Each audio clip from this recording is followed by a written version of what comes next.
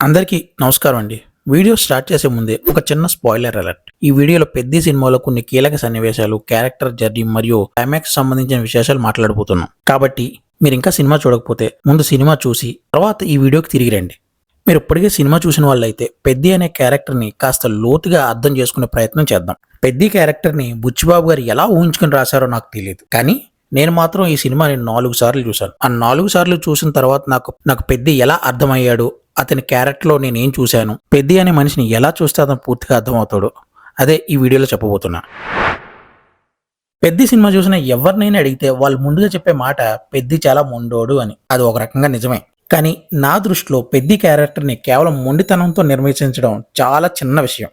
నాకేమనిపించిందంటే పెద్ది ఒక ప్రత్యేకమైన గిఫ్ట్తో పుట్టిన వ్యక్తి. ఆ గిఫ్ట్ ఏంటి అంటే అతని ఏకాగ్రత. ఒక్కసారి ఏ పని చేయాలి అని ఫిక్స్ అయితే దానిపైన పూర్తిగా ఫోకస్ పెట్టగలడు. దానికి తోడు నిబద్ధత, క్రమశిక్షణ, నేర్చుకునే సామర్థ్యం కూడా చాలా ఎక్కువ. అందుకే క్రికెట్ ఆడినా, కుస్తీ పట్టినా, బెల్లం వండినా, కాలు విరిగిన తర్వాత రన్నింగ్ రేస్ చేసిన ప్రతి విషయంలోనూ అతను టాప్కి వెళ్ళగలిగాడు. చాలా మందికి టాలెంట్ ఉంటుంది కానీ కష్టం ఉండదు. మరికొందరికి కష్టం ఉంటుంది కానీ సహజమైన ప్రతిభ ఉండదు. పెద్ది దగ్గర ఈ రెండు ఉన్నాయి.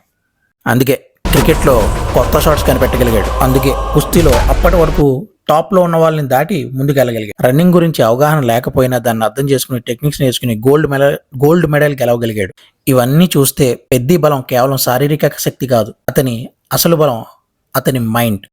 చూడమే ఆటే నా పొగరు.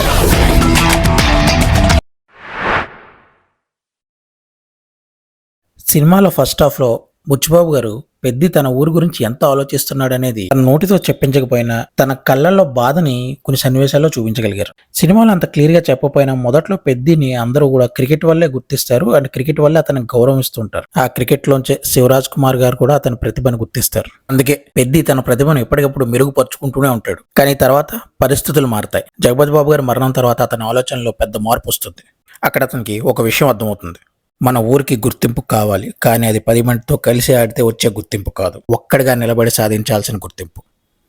అక్కడి నుంచే అతని ప్రయాణం కొత్త దిశలోకి సాగుతుంది. అందుకే అతను కుస్తీ వైపుకు వెళ్తాడు. ఎందుకంటే అక్కడే తన ఊరిని దేశానికి పరిచయం చేసే అవకాశం కనిపిస్తుంది. ఒక్కసారి పెద్ది ఏదైనా నిర్ణయం తీసుకుంటే అతన్ని ఆపడం చాలా కష్టం. ఎందుకంటే కుస్తీలో గెలుపుకి అడుగు దూరంలో ఉండి కూడా పడిపోయినప్పుడు అతను వదలలేదు. ఎందుకంటే తనకు ఓటమి కన్నా ఇచ్చిన మాట నిలబెట్టుకోలేకపోవడమే పెద్ద ఓటమి.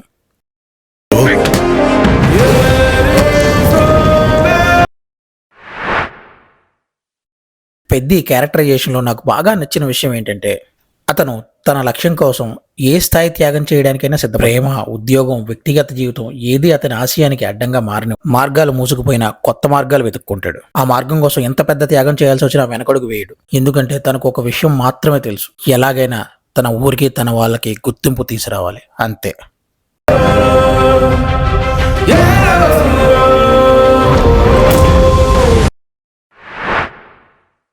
ఇప్పుడు పెద్ది ప్రేమ కథ గురించి మాట్లాడుకుందాం. ఫస్ట్ నిజం చెప్పాలంటే ఫస్ట్ ఏదైతే వర్షన్ రిలీజ్ చేశారో అందులో ప్రేమకి సరైన జస్టిఫికేషన్ ఇవ్వలేదు, కానీ రీసెంట్ గా యాడ్ చేసిన సీన్స్ వల్ల కంప్లీట్ జస్టిఫికేషన్ అయితే వచ్చింది.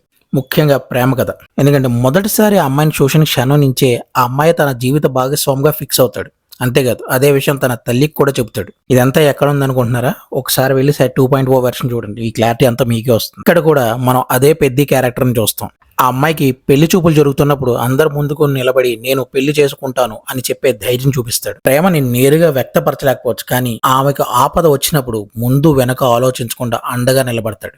ఇక్కడ మనకు అర్థమవుతుంది పెద్ది కేవలం బలమైన వ్యక్తే కాదు, బాధ్యత తెలిసిన వ్యక్తి. ఆకాశం నుంచి సుక్కలు రాలి పడతాయి అంటారు కదా, సుక్కేమైనా ఈ పూట విజయనగరంలో రాలి పడినది ఎట్రా? నా దృష్టిలో పెద్ది అంటే మొండితనం కాదు, నిబద్ధత, అహంకారం కాదు, ఆత్మవిశ్వాసం, గెలవాలనే కోరిక కాదు, గుర్తింపు సాధించాలనే ఆశయం. అందుకే పెద్ది క్యారెక్టర్ చాలా మందికి కనెక్ట్ అయింది. ఎందుకంటే మన జీవితంలో కూడా లక్ష్యం కోసం పోరాడే మనలో మనిషిని పెద్ది గుర్తు చేస్తాడు. ఇది పూర్తిగా నా వ్యక్తిగత విశ్లేషణ. మీకు పెద్ది క్యారెక్టర్ ఎలా అర్థమైంది? ఆటే నా పొగరు. నేను చెప్పిన వాటిలో మీరు ఏ విషయంలో ఎక్కువగా అంగీకరిస్తున్నారు కామెంట్స్లో చెప్పండి. వీడియో నచ్చితే లైక్ చేసి షేర్ చేయండి, అలాగే ఛానల్ని సబ్స్క్రైబ్ చేసుకోండి. ఆసక్తిమైన విశ్లేషణలతో మళ్ళీ కలుద్దాం. Thank you so much for watching.